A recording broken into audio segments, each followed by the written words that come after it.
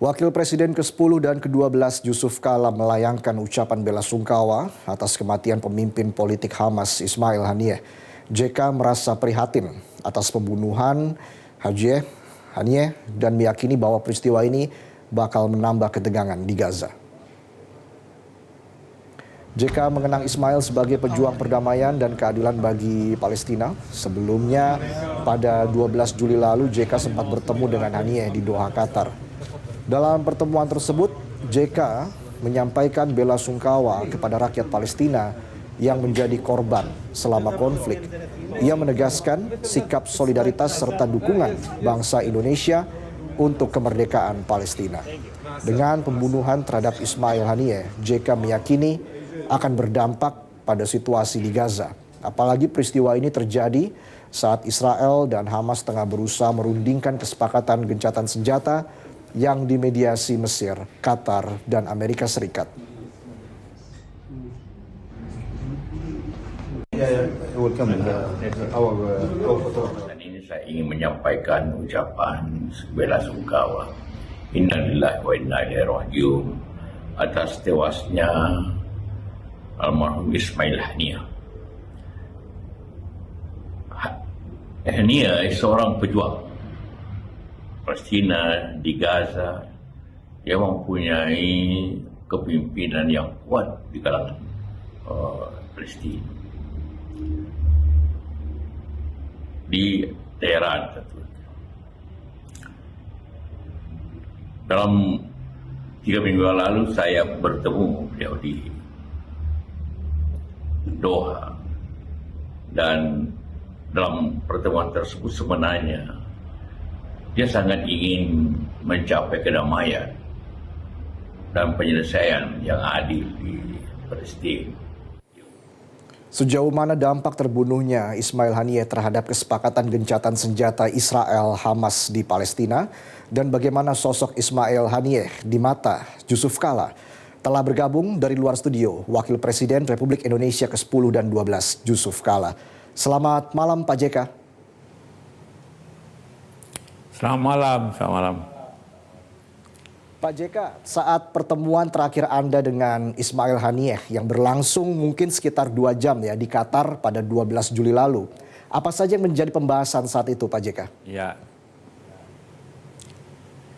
Ya, pertama kita membicarakan tentang situasi internal Palestina, di mana pada waktu itu antara Hamas dengan Fatah masih berselisih. Jadi saya katakan bahwa kita sulit untuk membantu sepenuhnya karena Palestina sendiri itu tidak bersatu, terjadi perpecahan sejak lama antara pihak Fatah yang di West Bank dengan Hamas di Gaza. Jadi agar mereka bersatu terlebih dahulu. Dan itu penting untuk mereka dan kita semua di negara Islam ini untuk dapat membantu sepenuhnya apabila mereka bersatu dan kekuatannya pasti lebih baik. Haniyeh tentu menjawab bahwa ya memang itu masalah, tapi akan mereka selesaikan sesuai dengan apa harapan kita semua. Karena itu setelah itu 2 minggu kemudian antara Hamas dengan Fatah itu berdialog di Beijing, dan kemudian dicapai deklarasi di Beijing itu untuk mereka bersatu, dan itu dalam proses sekarang. Ya, itu pembicaraan, dan juga membicarakan secara garis besar bagaimana arah apa yang terjadi di Gaza, berapa korban besarnya, dan apa sebenarnya rencana besar daripada Israel ke arah sana itu, sehingga kita dapat memahami bagaimana masalah ini sangat besar sebenarnya, komplikasinya sangat besar, apalagi kita tahu semua Israel didukung oleh Amerika yang memberikan senjata, bom dan sebagainya yang tentu mempersulit keadaan di sana. Dan kemudian juga masalah-masalah bagaimana Indonesia, negara Islam yang mereka harapkan agar membantu sepenuhnya masalah di Palestina ini. Saya katakan sejak dulu Indonesia berada di pihak Palestina untuk kemerdekaan Palestina daripada pendudukan Israel. Nah, namun tentunya di bidang diplomasi karena kita tidak bisa terlalu jauh untuk itu. Dan diplomasi kita tentu berusaha untuk terus mendukung itu. Itu pembicaraan di samping juga tentu masalah-masalah dewasa ini di sana. Baik, kita lihat tadi ya di layar Metro TV bagaimana pertemuan Anda dan Ismail Haniyeh itu berlangsung sangat hangat. Secara pribadi bagaimana Anda melihat sosok Ismail Haniyeh, Pak JK? Orangnya pintar, namun tentunya ya sangat sejarah hidupnya betul-betul di sejak muda dia melawan Israel dalam bentuk waktu intifada di sana sekitar 30 tahun yang lalu dimulainya, dan itu dia memimpin di Hamas, kemudian menjadi pemimpin bidang politiknya sampai sekarang ini, sampai terakhir ini, dan untuk khususnya hubungan internasional, Ismail Haniyeh yang melaksanakannya, dan juga kepemimpinan di daerah-daerah itu bersama-sama dengan pimpinan militernya Yahya Sinwar. Itu yang terjadi di sana, dan dia sangat keras dalam hal pendiriannya Pak Haniyeh itu. Baik, apakah Ismail Haniyeh juga menyampaikan terkait dengan peran diplomatik Indonesia dan solidaritas masyarakat Indonesia terhadap rakyat Palestina? Seperti apa tanggapan dari Ismail Haniyeh? Ya, Ismail Haniyeh sangat mengharapkan, selalu mengatakan Indonesia sebagai negara dengan penduduk Muslim terbesar di dunia. Tentu saya sangat menghargai sikap Indonesia, tapi tentunya ingin agar lebih fokus lagi. Saya bilang dalam sejarahnya kita tetap mendukung Palestina sejak awal, namun lebih diutamakan dalam perjuangan diplomasi dan bantuan sekarang ini, bantuan kemanusiaan tentu terus kita upayakan untuk membantu situasi di sana. Walaupun tidak mudah karena semua tertahan akibat Israel. Dan semua pihak termasuk Israel sendiri, saya berbicara dengan pimpinan tokoh-tokoh mereka di sana, juga mengharapkan Indonesia mendukung perdamaian atau gencatan senjata di sana, dan itu selalu diupayakan kita semua bersama-sama. Baik. Pak JK, peristiwa ini terjadi saat Israel dan Hamas tengah berusaha begitu ya merundingkan kesepakatan gencatan senjata yang dimediasi Mesir, Qatar, lalu juga ada Amerika Serikat. Menurut Anda, apakah dengan terbunuhnya Ismail Haniyeh ini akan membuat perdamaian di Gaza meredup atau ini akan membuka ruang kesepakatan baru, Pak JK? Kita tidak tahu apa yang terjadi 1-2 hari ini, kita akan lihat. Namun tentu 1-2 hari emosi akan meningkat sekali sehingga sulit terjadi katakanlah secepatnya gencatan senjata, karena Israel sendiri sebenarnya dia ingin berperang terus sampai Hamas itu menurut mereka habis. Jadi untuk mencapai gencatan senjata sebenarnya Israel sendiri mengulur-ngulur terus, seperti mula-mula agak Sandra dibebasin, tapi kemudian Sandra dibebasin, tapi gencatan senjata hanya 2 bulan. Setelah itu mulai mau perang lagi. Nah, ini ruwet sekali memang keadaan di sana, karena masing-masing kalau dicapai lagi tingkat ada lagi usul lain lagi, permintaan lain lagi, syarat lain lagi. Jadi mereka sendiri juga tidak bisa mengatasi hal-hal tersebut, apalagi di lapangan.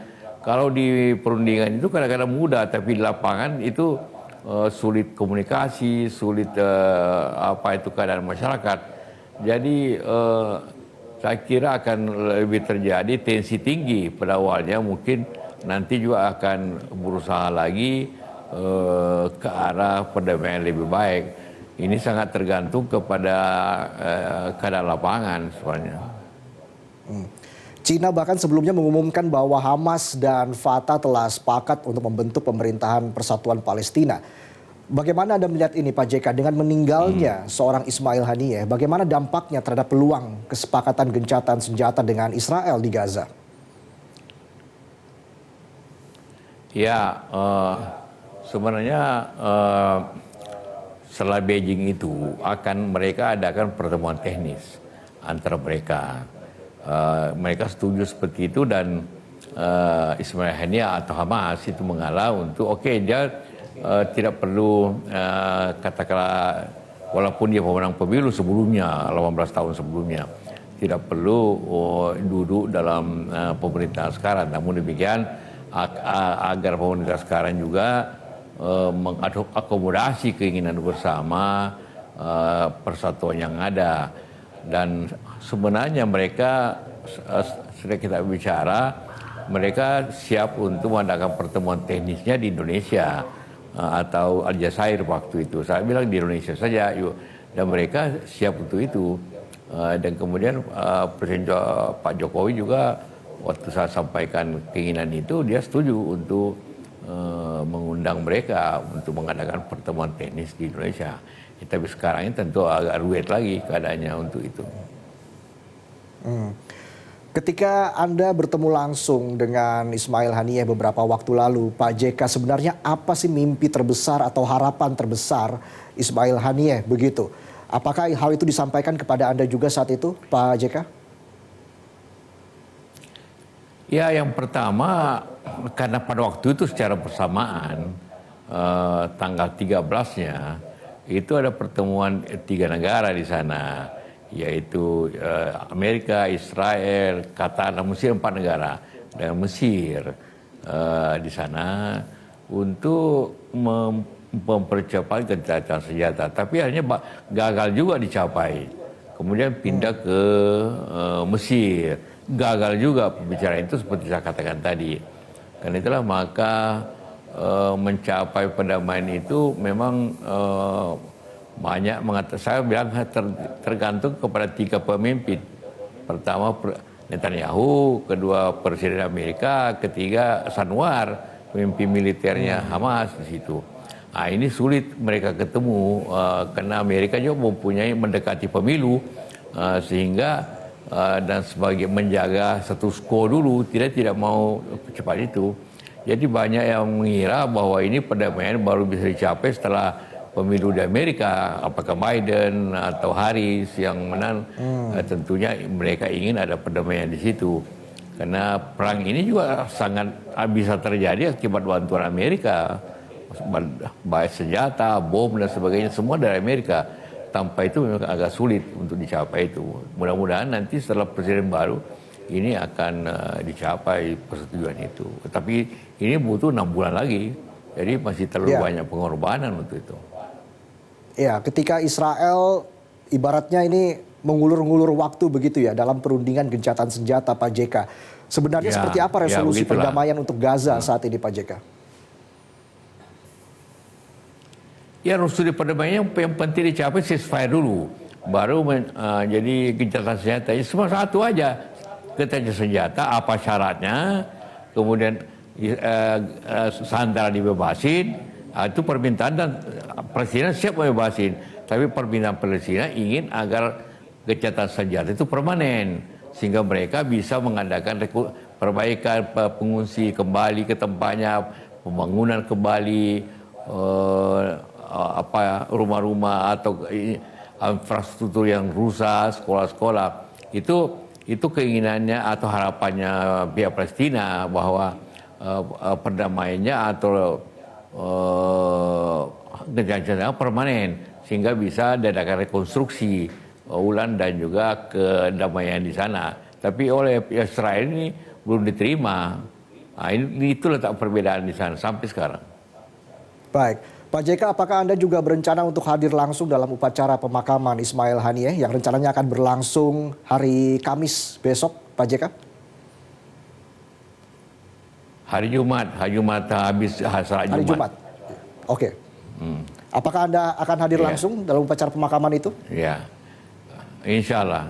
Yang mereka mengharap saya hadir, kita rencanakan untuk itu. Baik, terima kasih Pak JK, Wakil Presiden Republik Indonesia ke-10 dan 12 Yusuf Kala. Terima kasih sudah bergabung bersama kami dalam Top News. Salam sehat, selamat malam. Jelajahi cara baru mendapatkan informasi. Download Metro TV Extend sekarang.